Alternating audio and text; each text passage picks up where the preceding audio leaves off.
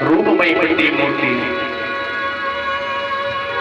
आप और हम सबके बीच में मध्य में विराजमान श्रीमद् भागवत कथा को बारंबार प्रणाम। मंच पर आसीन आचार्य, सभी गंधर्वजन, सभी श्रोताजन,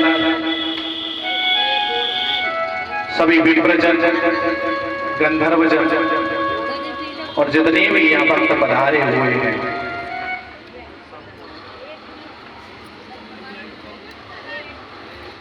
सबको जय जय श्री राधे, जय जय श्रीमद नारायण।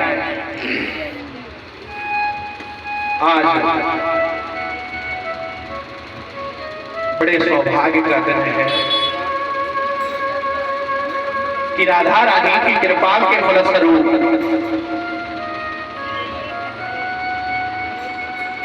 प्यारे बाबा राधे राधे की कृपा के फलस्वरूप और सभी भक्तजनों के प्रेम के फलस्वरूप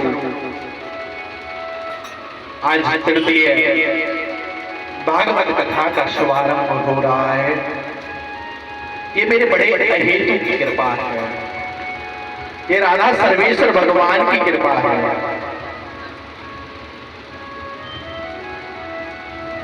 तो आइए, जब पुण्यों के जन्म जन्मांतर के जब पुण्य एकत्रित होते हैं तो ऐसी कथा सुनने का सौभाग्य प्राप्त होता है। श्री सुखदेव जी महाराज कहते हैं, भाग्योदेन बहुजन्म समर्जितेन सत्संगम च लभते पुरुषो यदा वै। ठाकुर जी जब कृपा करते हैं और जन्म जन्मांतर के जब पुण्य उदय होते हैं तो श्रीमद् भागवत कथा सुनने का सुअवसर प्राप्त होता है। व्यास जी के द्वारा रचित श्रीमद् भागवत 18वीं पुराण महापुराण में दो महात्मा गाए गए हैं। महात्मा क्या है? महात्मा को महत्व बोलते हैं, महानता बोलते हैं। जितना बड़ा महत्व उतना बड़ा महात्मा। जैसे कि मानिए कि कोई आदमी रहता है और आदमी का यदि जितना बड़ा सम्मान होगा, जितनी बड़ी प्रतिष्ठा होगी, उतना ही महान होता है।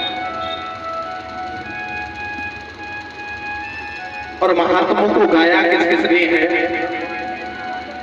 आपकी यदि महिमा, आप किसी जन की यदि महिमा, यदि और कोई पुरुष आके आपकी महिमा का गायन करे तो वो शोभनीय होता है। और यदि आप अपने गुणों की महिमा को स्वयं ही किसी को बताएं तो ये अशोभनीय हो जाता है, अच्छा नहीं लगेगा। तो भागवत की महिमा सभी पुराणों ने, सभी उपपुराणों ने, सभी वेदों ने, वेदांतों ने, सभी ने गाया है।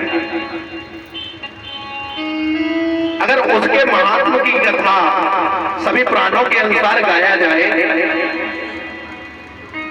तो एक वर्ष में महात्मा भी नहीं देगा। तो सुखदेव जी महाराज ने दो महात्मा गाए, एक पूर्व महात्मा और एक उत्तर महात्मा। पूर्व महात्मा पद्म पुराण से लिया गया है और स्कंद उत्तर जो महात्मा है वो स्कंद पुराण से लिया गया है। 7 दिन की यदि कथा होती है तो पूर्व महात्मा गाया जाता है। चातुर्मासी की यदि कथा होती है तो उसको उत्तर महात्मा गाया जाता है। एक वर्षीय यदि कथा होती है तो उसमें दोनों माताओं को गाया जाए। तो जो पद्म पुराण के अनुसार भागवत की महिमा गाई है, आइए हम उसमें प्रवेश करते हैं कि सच्चिदानंद रूपाय विश्वोत्पत्त्यादि हेतवे तापत्रय विनाशाय श्री कृष्णाय वयं नमः, श्री कृष्णाय वयं नमः। भागवत जी का, ठाकुर जी का भगवान का स्वरूप कैसा है,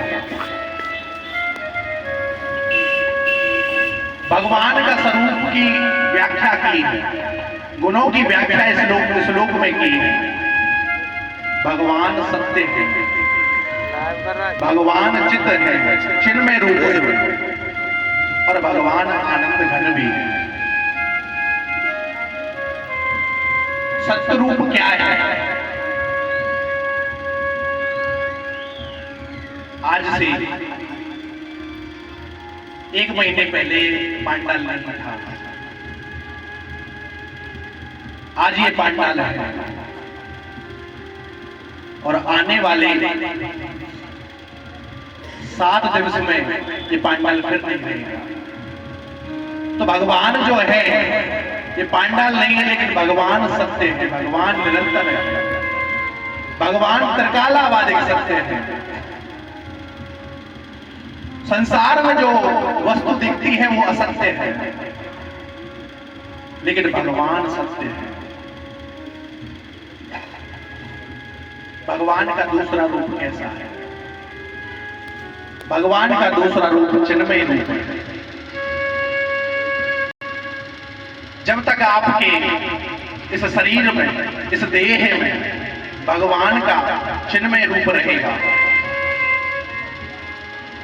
तब तक आप पूजनीय हैं। आप इस संसार में क्रियाएं कर सकते हैं, आपको अमुक अमुक नाम से बुलाया जाएगा। जैसे मेरा नाम जय कृष्ण जी, आपका नाम और कुछ, और किसी का नाम और कुछ। तो अमुक अमुक नामों से तब तक बुलाया जाएगा जब तक आपके मन में, आपके हृदय में ठाकुर जी विराजमान है, चिन्मय रूप से विराजमान है। और जिस दिन भगवान इस चिन्मय रूप से आपके शरीर से निकल जाएंगे, उस दिन आपका शरीर मात्र देह रह जाएगा, मिट्टी रह जाएगा। तीसरा रूप भगवान का आनंद है। आज कुछ लोगों ने आनंद को बड़ा सस्ता बना दिया है। हम तो भैया ब्रजवासी, आप लोग सब ब्रजवासी हो, तो ब्रजवासी की यदि कोई मिठाई आपने खा ली और आप बहुत अच्छी लगी, तो आप लोग सब यही कहोगे कि वाह आनंद आ गया। कोई कचौड़ी खा ली तो आप कहोगे कि आनंद आ गया।